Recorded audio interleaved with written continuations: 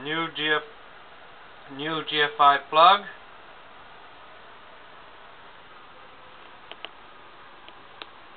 new switch box with a dimmer for the light and a toggle for the fan, 3 new hi-hats, 1, 2, 3, and I was thinking about putting a 4th. The tape is the arc of the door, so it can't go there. Where that X is where I'm thinking of putting the 4th, which is essentially right above the front of the toilet. It would end up being about here.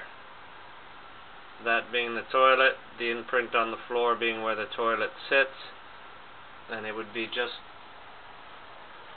a couple inches in front of the toilet, up there on the ceiling, next to the fan. Yeehaw. The wall is completely strengthened. There's no way that's going to go anywhere. It is ready to go. I put some extra bracing so that the sink will be able to hold, and changed all the wiring for the lights. All of that is brand new wiring.